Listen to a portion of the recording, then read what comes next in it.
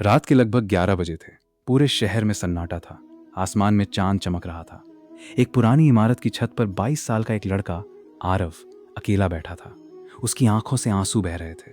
उसने धीरे से आसमान की ओर देखा और कहा, हे श्री कृष्ण, अगर आप सच में हो तो आज मेरी सुन लो। मैं अब थक गया हूं। मैंने हर कोशिश कर ली, लेकिन हर बार हार ही मिली। आरव के पिता का कई साल पहले देहांत हो चुका था। उसकी माँ लोगों के घरों में बर्तन धोकर और कपड़े साफ करके घर चलाती थी।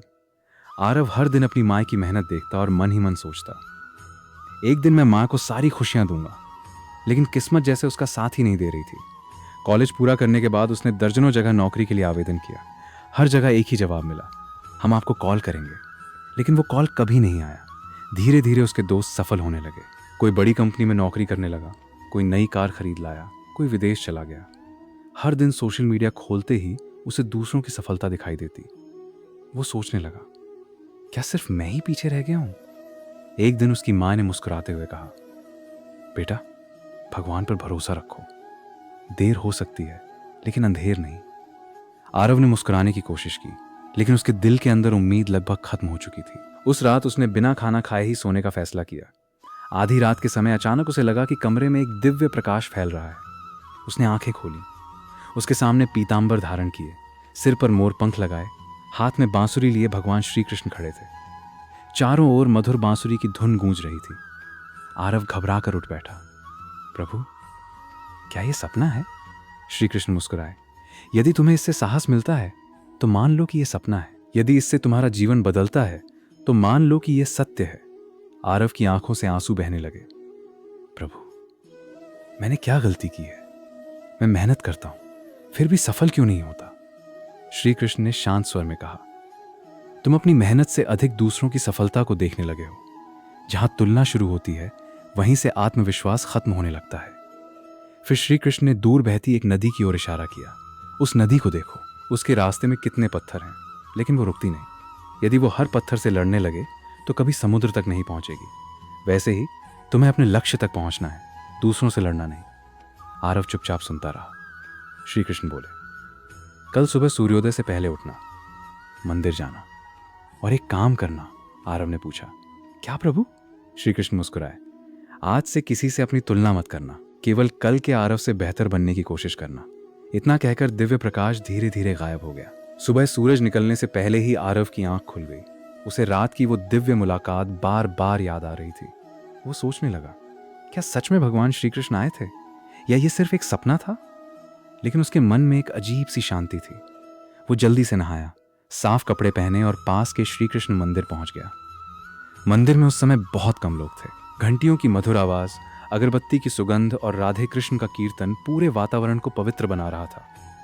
आरव ने हाथ जोड़कर कहा, प्रभु, मैं आज से किसी से अपनी तुलना नहीं करूंगा, बस मुझे सही रास्ता दिखाते रहना। तभी मंदिर के बाहर बैठे एक वृद्ध संत ने उसे बुलाया। बेटा, इधर आओ।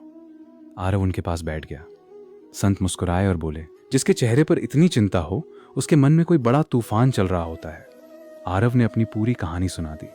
संत ने ध्यान से सुना, फिर अपनी जेब से एक छोटा सा गेहूं का दाना निकालकर उसकी हथेली पर रख दिया। उन्होंने कहा, इसे देख रहे हो? आरव बोला, जी। संत बोले, अगर ये दाना ये सोचता रहता कि दूसरे पेड़ उससे बड़े हैं तो क्या कभी खेत बन पाता? आरव ने सिर हिला दिया। नहीं। संत बोले, हर बीज का अपना समय होता है। कोई जल्दी फल देता है, कोई देर से, लेकिन जो धैर्य रखता है वही सबसे मजबूत वृक्ष बनता है। ये शब्द सीधे आरव के दिल में उतर गए। उस दिन से उसने अपनी दिनचर्या बदल दी। सुबह जल्दी उठना, मंदिर जाना, माँ की मदद करना, नई नई स्किल सीखना और हर दिन कम से कम 10 जगह नौकरी के लिए आवेदन करना। अब वो सोशल मीडिया पर दूसरों की सफलता देखने के बजाय अपना समय सीखने में लगाने लगा। धीरे धीरे उसके चेहरे पर आत्मविश्वास लौटने लगा। एक दिन उसे एक छोटी सी कंपनी से इंटरव्यू का कॉल आया। उसने पूरी तैयारी की, लेकिन इंटरव्यू के बाद फिर वही जवाब मिला, हम आपको बाद में बताएंगे। 2 दिन बाद ईमेल आया, क्षमा करें, इस बार आपका चयन नहीं हो पाया। ये पढ़ते ही उसकी आंखें भर आईं। एक पल के लिए उसे लगा कि शायद उसकी किस्मत कभी नहीं बदलेगी, लेकिन तभी उसे श्री कृष्ण के शब्द याद आए, नदी कभी पत्थरों से लड़कर नहीं रुकती, वो बस बहती रहती है। आरव ने आंसू पोंछे और फिर से मेहनत शुरू कर दी। उसी शाम उसकी माँ ने उसके सिर पर हाथ रखा और कहा, बेटा, मुझे तुम पर नौकरी मिलने से भी ज्यादा गर्व तुम्हारी हिम्मत पर है। आरव मुस्कुरा दिया। उसे पहली बार महसूस हुआ कि शायद सफलता मंजिल नहीं बल्कि हार के बाद फिर से उठ खड़े होने का नाम है। लेकिन उसे बिल्कुल भी अंदाजा नहीं था कि अगले ही दिन भगवान श्री कृष्ण उसकी जिंदगी में ऐसा चमत्कार करने वाले हैं जो उसकी पूरी दुनिया बदल देगा। अगली सुबह आरव हमेशा की तरह जल्दी उठ गया। उसने स्नान किया, मंदिर गया और भगवान श्री कृष्ण के सामने हाथ जोड़कर कहा, प्रभु, अब मैं आपसे सफलता नहीं मांगूंगा, बस इतना आशीर्वाद दीजिए कि मैं हर परिस्थिति में सही कर्म करता रहूं। जैसे ही वो मंदिर से बाहर निकला, एक बुजुर्ग व्यक्ति सीढ़ियों पर बेहोश होकर गिर पड़े। लोग उन्हें देखकर आगे बढ़ रहे थे, लेकिन कोई मदद के लिए नहीं रुका। आरव तुरंत उनके पास पहुंचा। उसने पानी पिलाया, ऑटो बुलाया और उन्हें अस्पताल ले गया। डॉक्टर ने कहा, अगर इन्हें 10 मिनट और देर से लाया जाता तो इनकी जान बचाना मुश्किल हो जाता। बुजुर्ग की आंखों में आंसू आ गए। उन्होंने आरव का हाथ पकड़कर पूछा, बेटा, तुम्हारा नाम क्या है? आरव, क्या करते हो? आरव मुस्कुराया, लेकिन उसकी मुस्कान में दर्द छिपा था। अभी नौकरी ढूंढ रहा हूं। बुजुर्ग कुछ पल चुप रहे। उन्होंने अपनी जेब से एक विजिटिंग कार्ड निकाला और आरव को देते हुए कहा, कल सुबह 10 बजे इस पते पर मिलना। आरव ने कार्ड देखा। वो एक बड़ी कंपनी के संस्थापक का था। अगले दिन आरव तय समय पर पहुंचा। बुजुर्ग पहले से उसका इंतजार कर रहे थे। उन्होंने कहा, बेटा, इंटरव्यू तुम्हारी डिग्री का नहीं होगा, तुम्हारे चरित्र का होगा। कुछ सवाल पूछे गए। आरव ने हर सवाल का ईमानदारी से जवाब दिया। इंटरव्यू खत्म होने के बाद बुजुर्ग मुस्कुराए। उन्होंने कहा, जिस इंसान ने बिना किसी स्वार्थ के मेरी जान बचाई